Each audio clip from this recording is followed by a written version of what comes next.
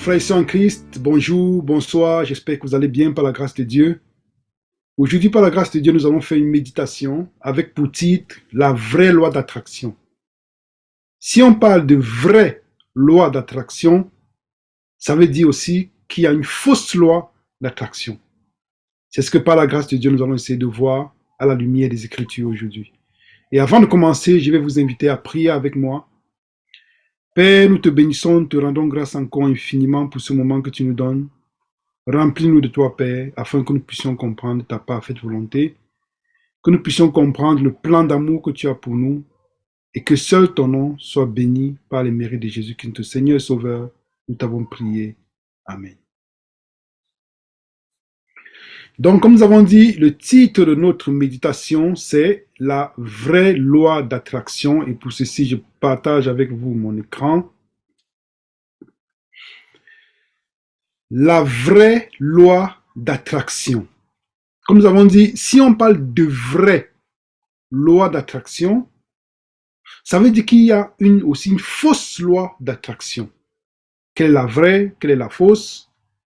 Que disent les Écritures à propos? D'abord, nous allons nous mettre dans le contexte de notre méditation. Et ce contexte se trouve d'abord, commence dans Genèse chapitre 2. Et pour ceci, nous allons partager avec vous les versets. Si nous allons ensemble dans Genèse chapitre 2, lisons les versets 16 et 17. Genèse chapitre 2, versets 16 et 17, je vais lire pour nous.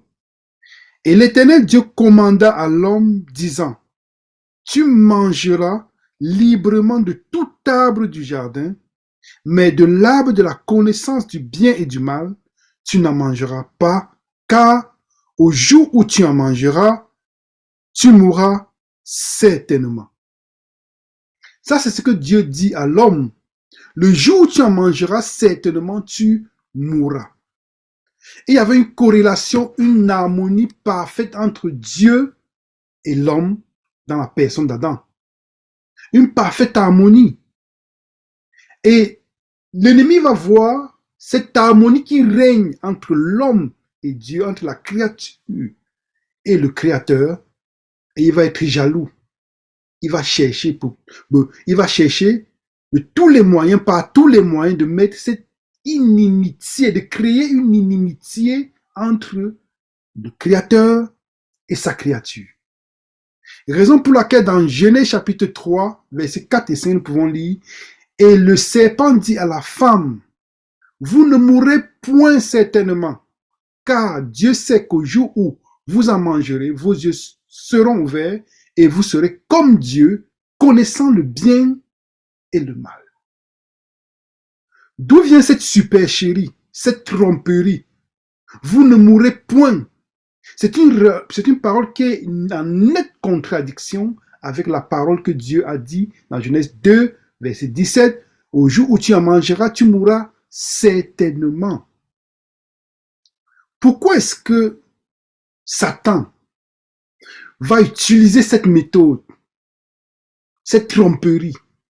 Tu ne mourras point.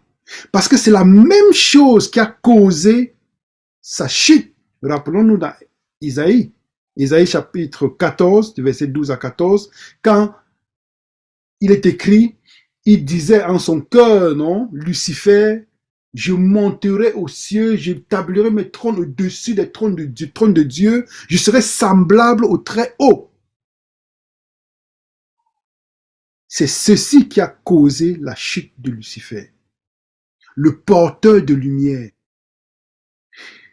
Il utilise la même ruse pour pouvoir faire tomber Adam et Ève. Il y avait une attraction, une loi parfaite, une harmonie entre Dieu et son Créateur. La créature qui s'est rebellée va chercher à imposer une autre loi, à proposer à Adam une autre loi d'attraction par ce faux évangile qui est « vous ne mourrez point ». Et nous allons nous rendre compte que la majeure partie ou même la quasi-totalité des religions païennes ont la même base. Tu ne mourras point. Et c'est attractif.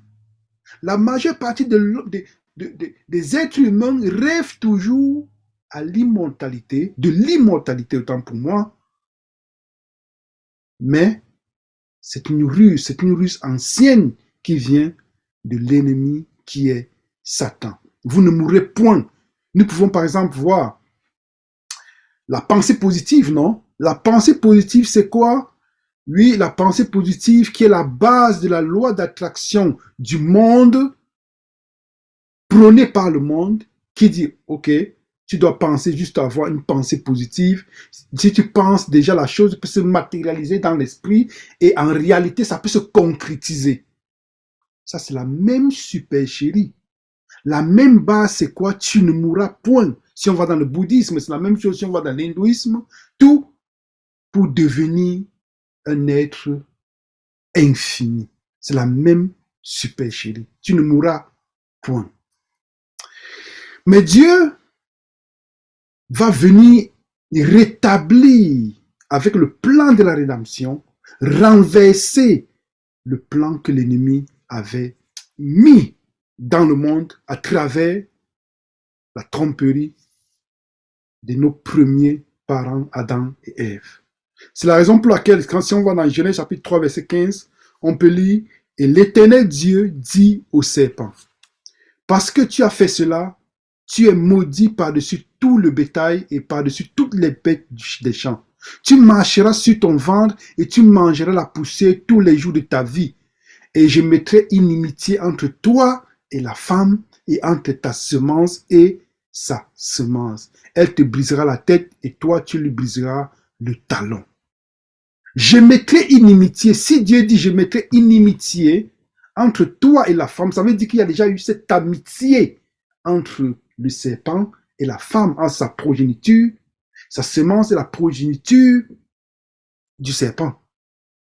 Donc Dieu va mettre cette inimitié, créer une nouvelle loi d'attraction comme c'était au commencement entre Adam et Dieu. Il y avait une harmonie parfaite. Donc Lucifer, par sa tromperie, sa supercherie, a réussi à créer cette inimitié entre Dieu et son Créateur. Il n'y a que Dieu qui puisse mettre cette inimitié entre le serpent et sa créature, ces créatures que nous sommes. Et comment est-ce que Dieu va s'en prendre? Va s'y prendre, autant pour moi. Si nous allons ensemble dans Jean chapitre 12, versets 31 à 33, je vais lire pour nous. Jean chapitre 12, versets 31 à 33. Je lis. Maintenant est le jugement de ce monde. Maintenant le chef de ce monde sera jeté dehors. Et moi, si je suis élevé de la terre, j'attirerai tous les hommes à moi. Or, il disait cela pour indiquer de quelle mort il allait mourir. Donc Jésus-Christ dit, quand le Fils de l'homme, rappelons-nous quand il a parlé à Nicodème dans Jean chapitre 3, il a dit, de même que le serpent a été élevé dans le désert, ainsi il faudrait que le Fils de l'homme soit élevé. Et donc, Jésus-Christ dans Jean chapitre 12 fait allusion bien à sa mort, comme il est écrit, verset 33. Or, il disait cela pour indiquer de quelle mort il allait mourir. Donc, Jésus-Christ, en étant crucifié à la croix, allait attirer tous les hommes à lui-même. Pourquoi? Pour briser cette loi, cette fausse loi d'attraction qu'il y avait entre la créature et une autre créature, celle qui a causé la séparation entre Dieu et l'homme par le mensonge et par en introduisant le péché dans le monde. Donc, cette nouvelle loi que Jésus-Christ veut mettre dans le monde, propose à l'homme, c'est de pouvoir se joindre à lui à la croix. Est-ce que l'homme acceptera de pouvoir faire partie de ce plan? Lisons ensemble dans 1 Pierre 4, versets 12 à 14. Bien-aimés, ne trouvez pas étrange le feu ardent qui est au milieu de vous, qui est venu sur vous pour votre épreuve, comme s'il vous arrivait quelque chose d'extraordinaire, mais en tant que vous avez part aux souffrances de Christ. Réjouissez-vous afin qu'aussi, à la révélation de sa gloire, vous vous réjouissiez avec transport. Si vous êtes insulté pour le nom de Christ, vous êtes bienheureux, car l'esprit de gloire et de Dieu repose sur vous. De leur part, il est blasphémé, mais quant à vous, glorifié. Qu'est-ce que Pierre est en train de dire ici? Vu que la croix, c'est ce que Jésus nous propose pour pouvoir rétablir cette inimitié qu'il y a eu entre Dieu et nous, et pour pouvoir établir l'inimitié entre nous et le serpent et le péché, alors Jésus-Christ va proposer cette croix qui vient avec la souffrance. Parce que la croix vient aussi avec la souffrance. La croix vient aussi avec l'abandon. Nous avons l'exemple des disciples quand Jésus-Christ a été arrêté pour être crucifié. Qu'est-ce qui s'est passé? Les disciples ont abandonné Jésus-Christ. Parce que cette croix-là vient aussi avec l'humiliation. Tous les disciples voulaient être des ministres dans le nouveau règne que Jésus-Christ aurait établi, pensant que Jésus-Christ est venu pour établir un royaume terrestre, pour les chasser ou les dominer sur les Romains, sur l'Empire romain. Donc, ils se sont sentis humiliés. La croix, c'est l'humiliation dans le sens où nous voyons Simon de Cyrène. Qui voulait porter la croix de Jésus? Personne ne voulait porter la croix de Jésus-Christ. Et par ça, dans les environs, Simon de Cyrène qui portait la croix de Jésus, qui au début, c'était d'abord quelque chose il voyait ça comme une chose infâme. Mais après, Simon de Cyrène et sa famille, si vous lisez dans le livre Jésus-Christ, vous allez voir que Simon de Cyrène, c'est de là qu'il a connu le Sauveur. En faisant partie, en acceptant de pouvoir prendre part aux souffrances du Christ, il a accepté aussi que la puissance de la croix du Christ dans son cœur puisse mettre une inimitié, créer une inimitié entre lui et le péché. D'où une amitié entre lui et son Dieu. Donc c'est ça, cette nouvelle loi d'attraction que Dieu nous propose. Mais ce n'est pas cette loi d'attraction du monde dont beaucoup d'artistes parlent, beaucoup de musiciens, beaucoup de sportifs du monde parlent, selon laquelle si tu as une pensée positive, tu dois juste penser positif. Si tu penses, la chose est. Donc c'est une contrefaçon du plan de la rédemption. C'est quelqu'un l'homme qui se met à la place de Dieu. Il devient le créateur, il pense, la chose se matérialise et elle se réalise dans la vie. Ce n'a rien de... Parce que vous voyez, si vous y réfléchissez, nous y réfléchissons bien, c'est une contrefaçon du plan de la rédemption. Et c'est la même proposition qu'Adam, que le serpent avait fait à Adam dans le jardin d'Éden. Tu ne mourras point. La même proposition qu'il a fait à Adam et Ève. Combien de personnes y tombent? Combien de personnes y succombent? Voyons ce que dit l'esprit de prophétie dans Jésus-Christ, page 752, paragraphe 3. Je lis pour nous. Cet homme n'était pas un criminel endurci, entraîné par de mauvaises compagnies. Il était moins coupable que bon nombre de ceux qui se tenaient sous la croix, outrageant le Sauveur. Il a vu et écouté Jésus et a été gagné par ses enseignements. Il s'est pourtant détourné de lui sous l'influence des prêtres et des chefs. Pour étouffer ses convictions, il s'est plongé de plus en plus profondément dans le péché jusqu'à ce qu'il soit arrêté, jugé comme un criminel et condamné à mourir sur la croix. Il s'est trouvé près de Jésus dans la salle du tribunal et sur la route du calvaire. Il était là lorsque Pilate déclara « Je ne trouve aucun motif contre lui ». Il a remarqué l'attitude divine du Sauveur et sa longue patience à l'égard de ses tortionnaires. Donc, de qui est-ce qu'on parle ici? On parle déjà des premiers fruits de cette nouvelle loi d'attraction que Dieu nous propose. Dans Genèse 3, verset 15, je mettrai inimitié entre toi et la femme, entre ta progéniture et ta progéniture. Et cette semence qui c'est Jésus-Christ, Galates 3, verset 16. C'est Jésus-Christ, la progéniture.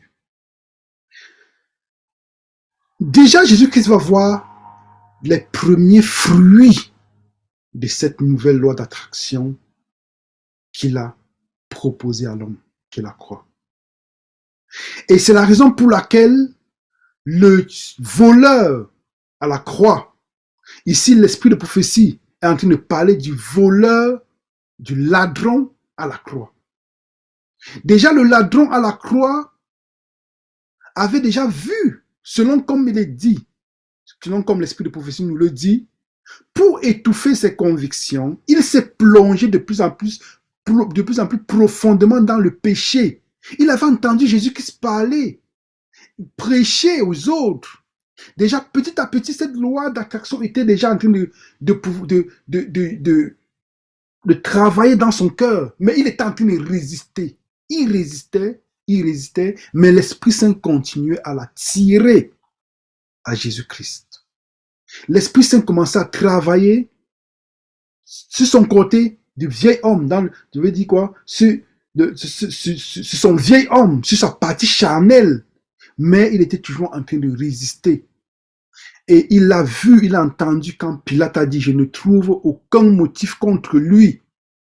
Et il a remarqué l'attitude divine du Sauveur et sa longue patience à l'égard de ses tortionnaires. Jésus qui était en train de vivre de façon pratique la crucifixion du vieil homme. C'est ça la croix, la crucifixion du vieil homme. Et c'est cette nouvelle loi d'attraction que Dieu est en train de nous proposer. Et nous allons voir que Jésus-Christ, par sa croix, déjà attirait ce ladron. Et c'était déjà une consolation pour notre Sauveur. Qu'est-ce qui a fait à ce que le Sauveur, notre Sauveur à la croix, puisse supporter toute cette souffrance? C'est parce qu'il voyait au-delà. Il voyait déjà par la foi les choses qui lui avaient été promises. Ces choses qui lui avaient été promises, c'est vous et moi. Il voyait déjà le fruit de son travail. Et à la croix déjà, il avait déjà cette consolation. La croix de Jésus-Christ a eu aussi un impact sur les anges. Lisons ensemble dans l'esprit de prophétie toujours, dans le livre Jésus-Christ, page 762, paragraphe 3. Ce n'est qu'après la mort de Jésus que le caractère de Satan fut clairement révélé aux anges et aux habitants des autres mondes. Le chef des rebelles s'était déguisé avec tant d'habileté que même des êtres saints n'avaient pu comprendre ses mobiles. Il n'avait pas aperçu clairement la nature de sa révolte. Jésus-Christ, page 107-165, paragraphe 2. En versant le sang du Fils de Dieu, il avait perdu les dernières sympathies des êtres célestes.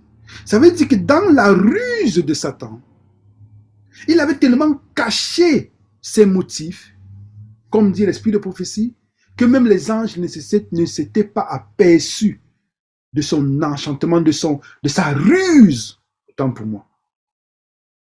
Mais Jésus-Christ à la croix a brisé ce lien d'attraction entre les anges et Lucifer, qui est devenu Satan ou l'adversaire, l'accusateur de Dieu, l'accusateur de nos frères. En versant le sang du Fils de Dieu, il avait perdu les dernières sympathies des êtres célestes. Ça veut dire dans les êtres célestes, les anges dans les cieux, avaient encore quelques pincements dans le cœur. Il cherche encore à comprendre vraiment le plan de la rédemption. Qu'est-ce qui s'est passé? Pourquoi ceci? Pourquoi cela? Mais avec la mort de Jésus-Christ, ça a été une séparation nette de cette sympathie que les anges pouvaient encore avoir par rapport au prince, disons, au porteur de lumière, Satan, Lucifer, qui est devenu Satan. Donc, à la croix a brisé ce lien. Donc, nous voyons bien la croix, cette loi d'attraction se trouve dans la puissance de la croix de Jésus-Christ. Et nous pouvons lire ensemble dans Marc chapitre 1, 15, versets 33 et 34. Et quand la 6e heure fut venue, il eut des ténèbres sur tout le pays, jusqu'à la 9e heure. Et à la 9e heure, Jésus s'écria d'une voix forte, disant, Eloi, Eloi, lama sabachthani, ce qui interprété est, mon Dieu, pourquoi m'as-tu abandonné? Pourquoi est-ce qu'il y a eu des ténèbres sur tout le pays? Est-ce que Dieu voulait faire voir sa puissance? Ou bien Dieu aussi avait quelque chose dans son cœur, un objectif à atteindre?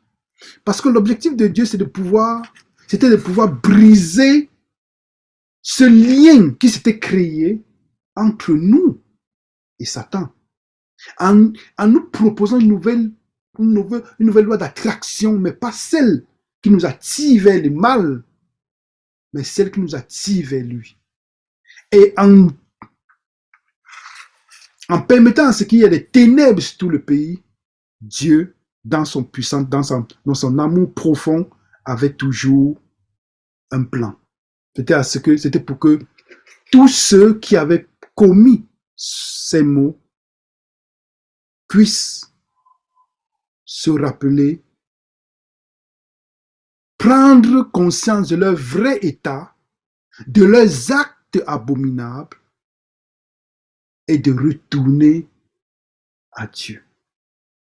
C'est la raison pour laquelle Jésus-Christ, Dieu va permettre tous les tremblements de terre et tout. C'est pour attirer l'attention de l'homme, pour lui demander où es-tu? Rappelle-toi où est-ce que tu es. Tu es perdu et tu as besoin de moi. Toujours pour briser cette loi d'attraction qu'il y a eu entre nous et l'ennemi. En nous imposant, en nous proposant cette nouvelle loi d'amour. L'amour qui est prêt au renoncement. 2 Timothée 3, verset 16 à 17, nous pouvons lire « Toute écriture inspirée de Dieu est utile à enseigner, pour convaincre, pour corriger, pour inspirer, pour convaincre, pour instruire dans la justice, afin que l'homme de Dieu soit accompli et parfaitement accompli pour toute bonne œuvre. » Donc Dieu nous donne sa parole pour quelle raison? Enseigner, convaincre, corriger, instruire à la justice, toujours pour briser cette loi, cette attraction que nous avons pour l'ennemi. Nous pouvons lire encore ensemble. Dans Matthieu chapitre 11, verset 28, « Venez à moi, vous tous qui vous fatiguez et qui êtes chargés, et moi je vous donnerai du repos. » Dieu nous propose de pouvoir laisser tous nos fardeaux et de venir à lui. Mais le problème, c'est qui résistera? Parce que qui sera perdu, c'est qui résistera à cette loi d'attraction. Ceux qui seront perdus, c'est ceux qui auront résisté à cette loi d'attraction. C'est la raison pour laquelle Jésus-Christ dit, venez à moi, vous tous qui êtes fatigués et qui êtes chargés, et moi je vous donnerai du repos. Venez à moi. Venez à moi que je puisse briser cette loi qu'il y a entre vous et le péché. Et nous pouvons lire encore ensemble dans Actes, chapitre 26, verset 13 à 14. Nous avons l'exemple de Paul, l'apôtre Paul, qui a assisté et qui a participé de façon vraiment, de façon pleine à la lapidation d'Étienne. Mais que fait? Quel était le rôle? Pourquoi est-ce que il est écrit dans le livre des Actes que, après avoir lapidé Étienne, il prit ses vêtements, il les jetait aux pieds de Paul? Ça veut dire que Paul était un acteur, un personnage actif dans la lapidation d'Étienne. Mais l'Esprit Saint déjà travaillait dans le cœur de Paul. L'Esprit Saint était en train de vouloir renverser cette loi établie par la liaison du péché, ou bien par la liaison qu'a créé le péché entre l'ennemi et Paul, entre le serpent et Paul, entre le péché et Paul. Donc il travaille déjà dans le cœur de Paul, mais Paul résistait. Raison pour laquelle, en Actes chapitre 26, nous prenons les versets 13 et 14, c'est écrit, en chemin, en plein midi, je vis au roi une lumière plus éclatante que la splendeur du soleil, laquelle resplendit du ciel autour de moi, et de ceux qui étaient en chemin avec moi. Et comme nous étions tous tombés à terre, j'entendis une voix qui me parlait et qui disait en langue hébraïque, Saul, Saul, pourquoi me persécutes-tu?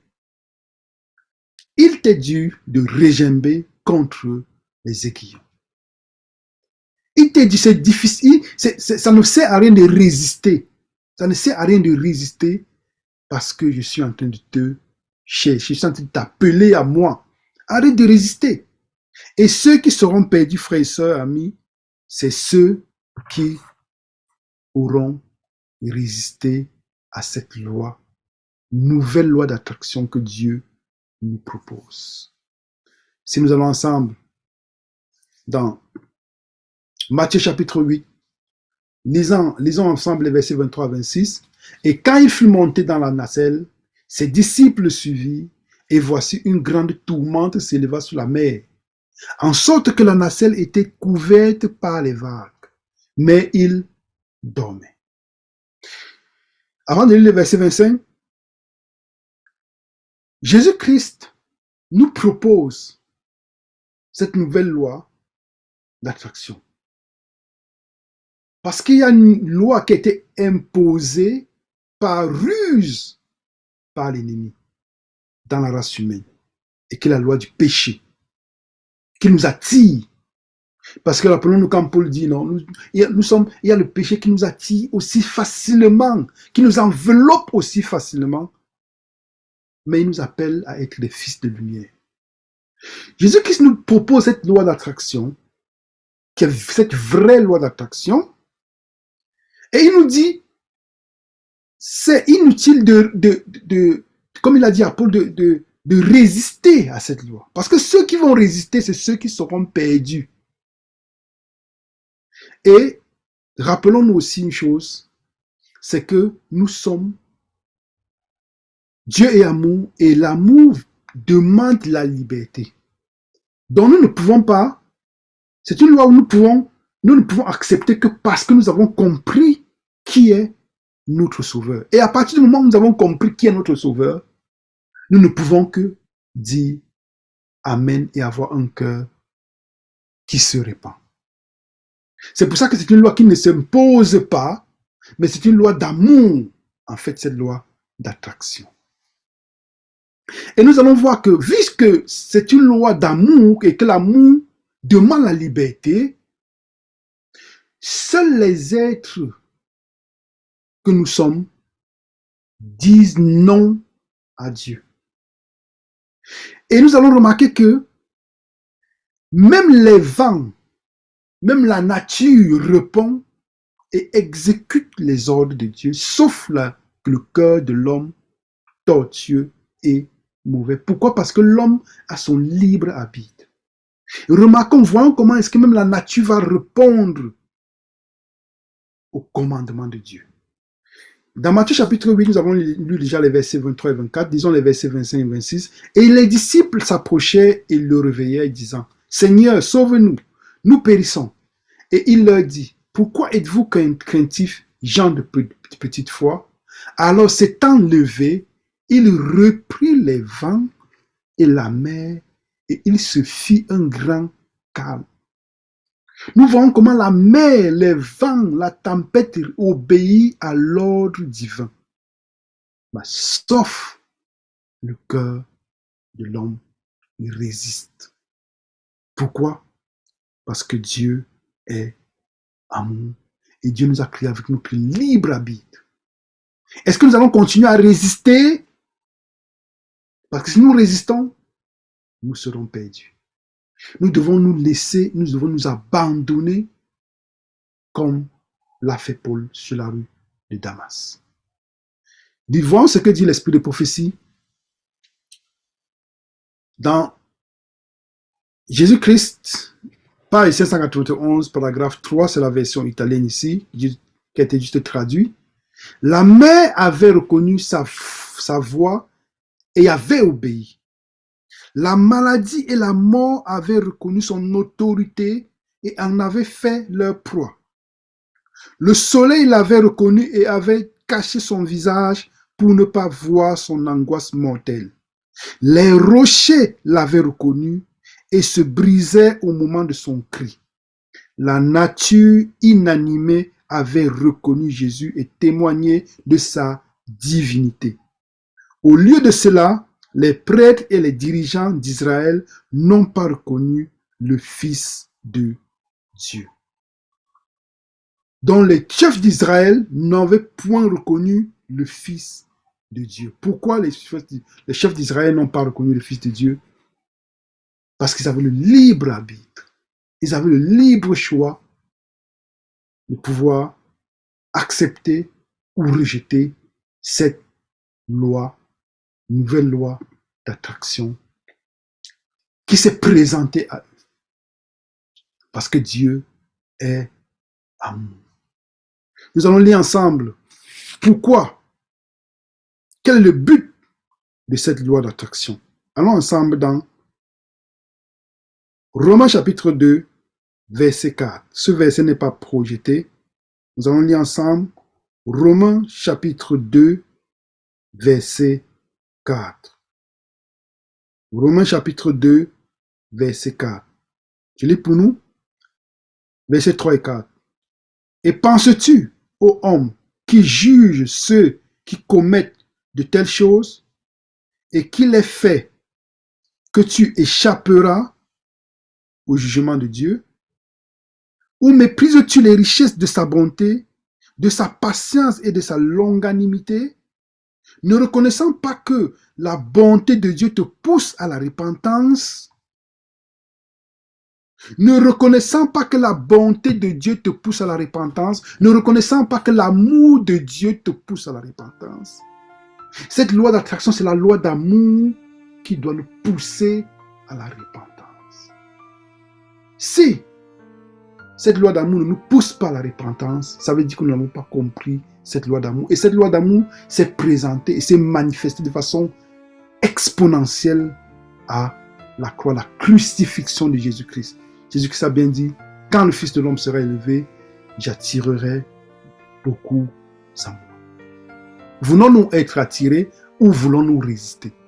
Ceux qui vont résister, frères et sœurs amis, c'est ceux qui seront perdus. Que l'Éternel nous bénisse et nous remplisse de ses grâces afin que nous puissions ne pas résister à cette loi véritable d'attraction qui est la loi d'amour de Dieu le Père en son Fils Jésus-Christ. Je vous invite à prier avec moi pour la conclusion. Père, nous te bénissons, nous te rendons grâce encore infiniment pour ce message d'amour que tu nous as présenté aujourd'hui. Remplis-nous ton Esprit Saint encore, Père. Nous te demandons tous les jours, nous te demandons encore de nous remplir ton Esprit Saint parce que de nous-mêmes, nous ne sommes pas capables de pouvoir le faire. De pouvoir accepter ce sacrifice, accepter le don que tu nous as fait en Jésus-Christ. Et que nous puissions être attirés par lui. Que nous puissions être attirés à toi par Jésus-Christ. Et que nous puissions dire, comme Jésus-Christ,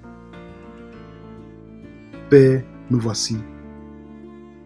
Je viens à toi pour faire ta volonté. Seul ton nom soit béni et glorifié en Jésus-Christ. Nous t'avons prié. Amen.